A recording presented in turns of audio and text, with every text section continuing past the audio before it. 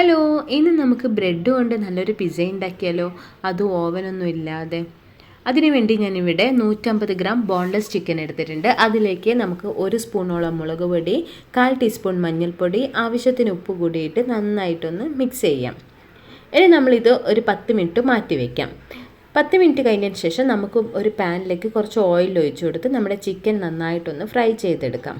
അത് ഫ്രൈ ആയി വരുന്ന സമയം കൊണ്ട് നമുക്ക് നമ്മുടെ പിസ്സയ്ക്കുള്ള ബേസ് ഒന്ന് തയ്യാറാക്കാം. അതിനുവേണ്ടി ഒരു 7 ബ്രെഡ് എടുത്ത് ഇതുപോലെ ചെറുതായി കട്ട് ചെയ്ത് കൊടുക്കുന്നുണ്ട്. ഇനി കട്ട് ചെയ്ത ബ്രെഡിലേക്ക് ഒരു 3 മുട്ട ഇട്ട് കൊടുത്തു.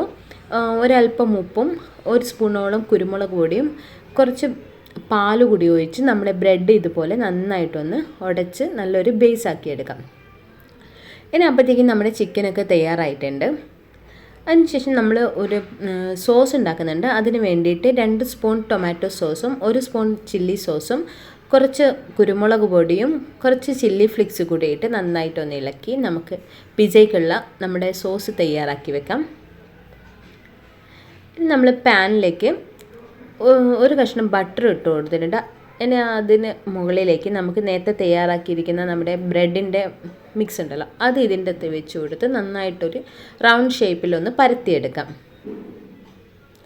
ഇനി ഇതൊരു 7 മിനിറ്റോളം നമുക്ക് അടച്ച് വെച്ച് ലോ ഫ്ലെയിമിൽ വേവിച്ചെടുക്കാം. നമ്മുടെ ബേസ് ഇതുപോലെ പൊട്ടാതെ നമുക്കൊന്ന് മറിച്ചിട്ട് കൊടുക്കാം. അതിന് മുകളിലേക്ക് നമ്മൾ നേരത്തെ തയ്യാറാക്കി വെച്ചിരിക്കുന്ന സോസ് ഇതുപോലെ എല്ലായിടത്തും നമുക്ക് സ്പ്രെഡാക്കി കൊടുക്കാം. പിന്നെ അതിന് മുകളിലേക്ക് നമുക്ക് മൊസറല്ല ചീസ് കൂടി ഇട്ട് കൊടുക്കാം. ഇനി അതിൻ്റെ മുകളിൽ നമുക്ക് ക്യാപ്സിക്കവും ഒനിയനും വെച്ച് ഒന്ന് ഡെക്കറേറ്റ് ചെയ്തെടുക്കാം. മുകളിൽ കുറച്ചുകൂടി ചീസ് ഇട്ട് കൊടുക്കുന്നുണ്ട്. അതിൻ്റെ മുകളിൽ കുറച്ച് ഒറിഗാനോ ഇട്ട് കൊടുക്കാം. വീണ്ടും ചീസ് ഇട്ട് കൊടുക്കാം. പിന്നെ അതിൻ്റെ മുകളിൽ കുറച്ച് ചില്ലി ഫ്ലിക്സ് കൂടി ഇട്ട് കൊടുക്കാം. പിന്നെ നമ്മൾ തയ്യാറാക്കി വെച്ചിരിക്കുന്ന ചിക്കൻ ഉണ്ടല്ലോ, അതെല്ലാ ഭാഗത്തും ഇതുപോലെ നമുക്ക് നിരത്തി വെച്ച് കൊടുക്കാം. ഇനി ചീസ് നിങ്ങൾക്ക് വേണമെങ്കിൽ ഇട്ട് കൊടുക്കാം. പിന്നെ ഇത് 2-3 മിനിറ്റോളം നമുക്ക് അടച്ച് വെച്ചൊന്ന് വേവിക്കാം. 2-3 മിനിറ്റ് കഴിഞ്ഞതിന് ശേഷം നമ്മുടെ പിസ്സ ഇവിടെ തയ്യാറായിട്ടുണ്ട്. ശരിക്കും നിങ്ങളൊരു പിസ്സ ലവറാണെങ്കിൽ തീർച്ചയായും ഇഷ്ടപ്പെടുന്ന ഒരു പിസ്സയാണ് ബ്രെഡ് പിസ്സ. നിങ്ങൾ എന്തായാലും ഉണ്ടാക്കി നോക്കണം. താങ്ക്